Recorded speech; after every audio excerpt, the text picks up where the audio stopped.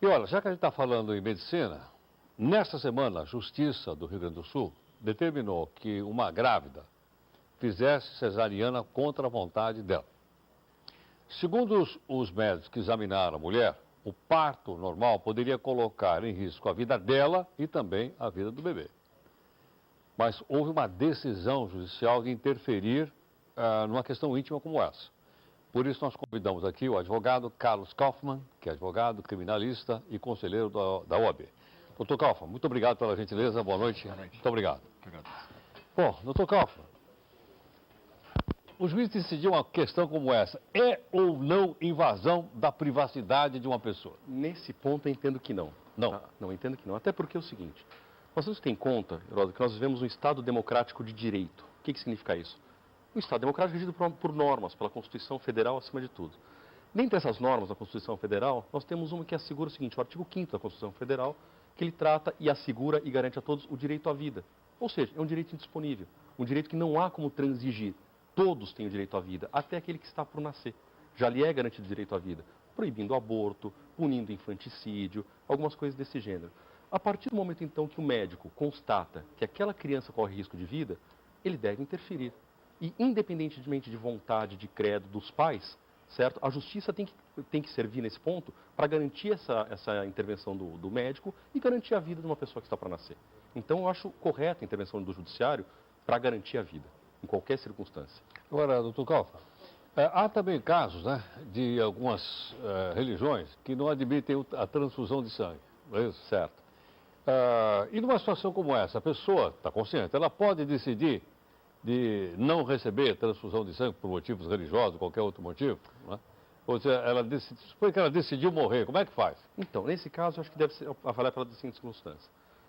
No nosso sistema, o suicídio não é punido, o suicídio não é crime. Eu posso praticar o suicídio. O que é punido é o auxílio, o induzimento ou a instigação ao suicídio. Pois bem, a partir do momento que a pessoa deseja abrir mão da própria vida, não há como essa intervenção do Poder Judiciário, não há como uma obrigatoriedade do Poder Judiciário falar assim, você não pode abrir mão da própria vida. O que não pode é uma pessoa decidir por terceiro.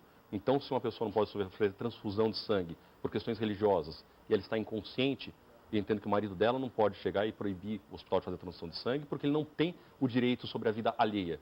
Você tem direito sobre a vida própria.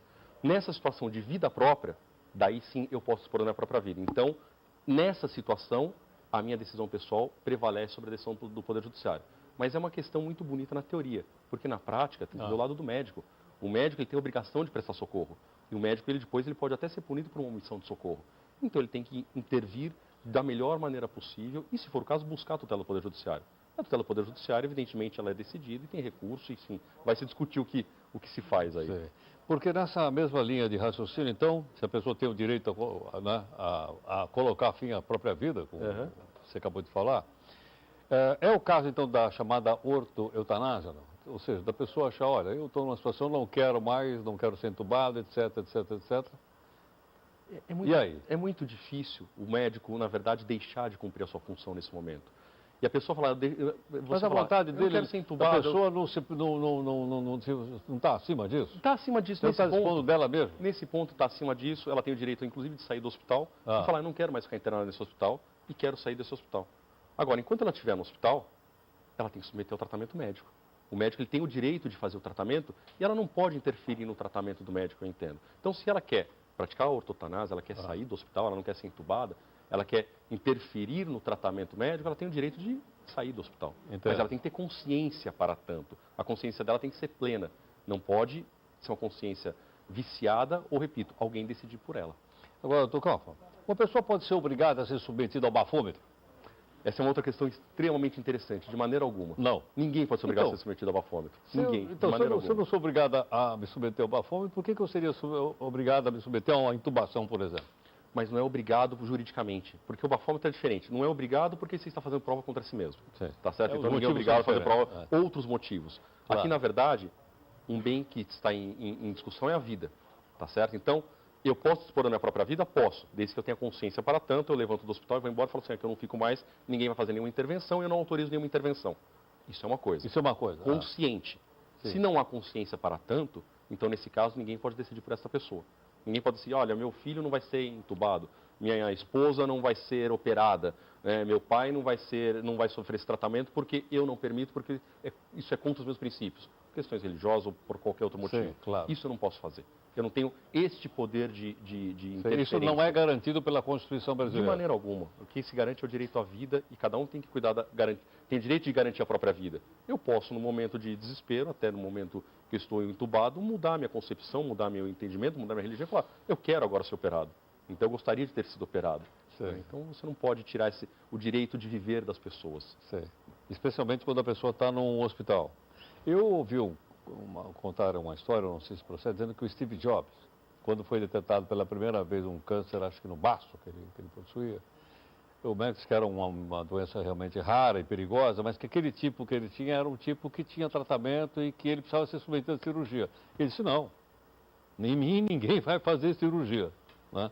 E depois, infelizmente, ele acabou ficando doente, né? Aí quando foi feita a cirurgia, infelizmente, ele não se recuperou. Mas eu digo, naquele momento, ele não estava internado. Uhum. Né? Como é que é na legislação de outros países? Da mesma forma, quer dizer, pegando em países democráticos de direito, quer dizer, a pessoa ela não é obrigada a sofrer uma cirurgia. Você não pode obrigar ninguém a submeter uma cirurgia. Tá? Isso acaba sendo forçar um constrangimento, acaba até um constrangimento ilegal. Então, eu tenho o direito de resolver a minha própria vida, eu posso dispor da minha própria vida, da minha integridade física, sem atingir a integridade de outro, sem atingir a liberdade de outro, sem atingir a vida de outro. Eu decido por mim, mas nunca pelos demais. E ninguém pode me forçar a fazer bafômetro, ninguém pode me forçar a fazer uma cirurgia, ninguém pode me forçar a ser entubado, contra a minha vontade, mas não contra a vontade de terceiro. Entendo. Agora, quando uma pessoa sofre um acidente, a gente falou agora há pouco aqui da quantidade de acidentes em São Paulo, e essa pessoa é removida para um hospital, a partir daí, então, a decisão de fazer a intervenção A ou B é do médico? É do médico. É dele? É do médico, enquanto aquela pessoa não tem a consciência para impedir essa intervenção. Se uma pessoa é removida para o hospital e ela está inconsciente ou não tem poder de decisão, a decisão é do médico, simplesmente do médico. Ninguém de fora pode interferir nessa situação. Países que têm eutanásia, creio que Holanda, Suíça, Bélgica, a legislação, então, é diferente da nossa? Sim. Cada país tem sua legislação fundada até nos princípios, nos preceitos de cada país, de cada religião, da sua formação, mas a legislação é diferente. No Brasil é extremamente proibido. No Brasil, a eutanásia ela é homicídio, é um crime. Tá? Então, não existe a figura típica eutanásia propriamente dita, mas você tem um homicídio, é matar alguém. Então, não se pode fazer isso. Entendo. A legislação brasileira, portanto, não admite alguma outros países que admitem. Sim, outros países admitem. Isso varia de cultura para cultura, de formação, de legislação. Tem países que não são para legislação, mas tem o costume. Enfim, cada país tem a sua formação jurídica diferente, tá? A sua formação estrutural de forma diversa. Então, você encontra aí, lógico, tem questões muito semelhantes em diversos países, mas você encontra por aí situações diversas. Tem país que é permitido matar, a pena de morte institucionalizada. Mas aí é o Estado, né? Mas o Estado matando, mas o Estado tirando a vida. No Brasil, o Estado não pode criar pena de morte jamais. Porque é garantido na Constituição, não pode. Só em caso de guerra, sim, mas na vida cotidiana, não pode, porque a própria Constituição Federal, o artigo 5º, uma cláusula pétrea, ela garante a vida. Então, para que se permita se discutir pena de morte, tem que haver uma nova Constituição Federal com poder constituinte originário que tire essa questão de que garante a vida. Entendi. Então, aqui nem pode se discutir pena de morte aqui. Doutor Kaufmann, a gente vai continuar a nossa conversa aqui no portal, só um instantinho, por favor.